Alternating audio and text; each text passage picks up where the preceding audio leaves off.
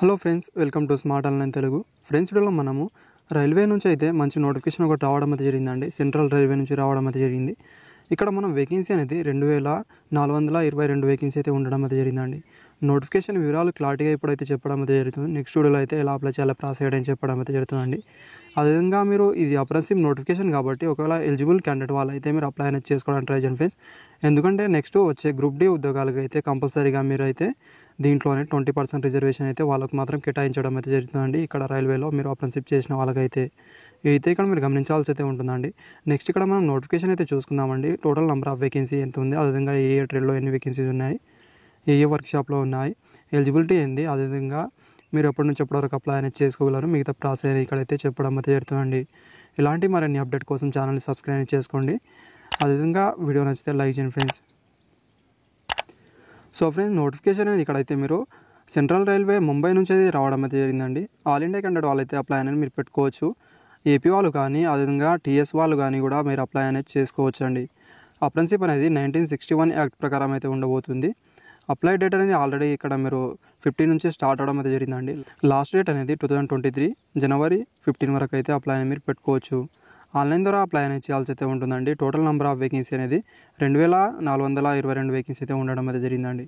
Selection process అనేది చూసుకుంటే only basic merit list ఆధారంగా మాత్రమే సెలెక్ట్ అనేది చేయడం అయితే జరుగుతుందండి. 10th లో 50% మార్క్స్ అయితే రావాల్సి అయితే ఉంటుంది. తర్వాత ఐటీ చేసిన వాళ్ళైతే మీ ఐటీలో వచ్చిన మార్క్స్ ఆధారంగా మీకు అయితే షార్ట్ లిస్ట్ చేసి వాళ్ళకి డాక్యుమెంట్ వెరిఫికేషన్ పిలవడం అయితే జరుగుతుందండి. ఆఫ్టర్ ఇక్కడ చూసుకుంటే వాళ్ళకి తీసుకొని అక్కడ 1 year అప్రెంటిస్‌షిప్ అయితే ఉంటుందండి. మళ్ళీ రైల్వే నుంచి ఇక్కడ రిక్రూట్మెంట్ వచ్చేటప్పుడు అయితే మీకు 20% రిజర్వేషన్ అయితే కేటాయిస్తారు. ఇక్కడ క్లస్టర్స్ అనేది చూసుకోవచ్చండి. ముంబై, అదేవిధంగా భుజ్వాల్, అదేవిధంగా పూణే, నాగ్పూర్, సోలాపూర్ నుంచి అయితే రావడం అయితే జరిగిందండి. ఇక్కడ యూనిట్స్ కూడా మీరు గమనించాల్సి అయితే ఉంటుంది. యూనిట్ అనేది ముంబై కింద ఏ యూనిట్ ఉన్నాయి, మిగతా అనేది ఇక్కడైతే మనం చూసుకుందాం. సో ఫ్రెండ్స్, ఫస్ట్ అనేది ముంబై క్లస్టర్లో చూసుకుంటే క్యారేజ్, అదేవిధంగా వ్రాంగన్, వడి, బొడేర్లో ఇక్కడ ఫస్ట్ మనం చూసుకోవాల్సి అయితే ఉంటుందండి. ఏ ట్రేడ్లో ఎన్ని వేకెన్సీస్ ఉన్నాయి ఇక్కడైతే మీరు గమనించాల్సి అయితే ఉంటుంది. పక్కన చూసుకుంటే ట్రైనింగ్ పీరియడ్ కూడా ఇవ్వడం జరిగిందండి. మీకు ఎన్ని ఇయర్ ట్రైనింగ్ అనేది ఉంటుందనేది. ఈ వర్క్షాప్లో అనేది 258 వేకెన్సీ అయితే ఉన్నాయండి. కళ్యాణ్ డీజిల్ సీడ్ అనేది దీంట్లో అనేది మరి ఇక్కడ టోటల్ నెంబర్ ఆఫ్ వేకెన్సీ అనేది 50 ఉన్నాయి. అదేవిధంగా ఇక్కడ మీరు నెక్స్ట్ చూసుకుంటే కుర్లా డీజిల్ సీడ్లో ఇక్కడ చూసుకుంటే 60 వేకెన్సీ అయితే ఉన్నాయి. అంటే SRDEE కళ్యాణ్ అండి, దీంట్లో అనేది టోటల్ నెంబర్ ఆఫ్ అనేది 179 వేకెన్సీస్.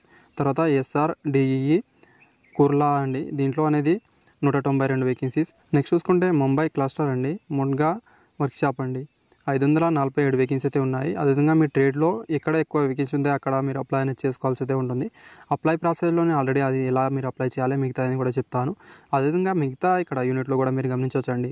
నోటిఫికేషన్ లింక్ అనేది కింద ఇవ్వడం అది జరుగుతుంది. నెక్స్ట్ మనం ఇక్కడ ఎలిజిబిలిటీ కండిషన్ చూసుకుంటే స్టార్టింగ్ అనేది ఏజ్ లిమిట్ అని 15 నుంచి 24 సంవత్సరాల వరకు అయితే అప్లై అనేది మీరు పెట్టుకోవచ్చు.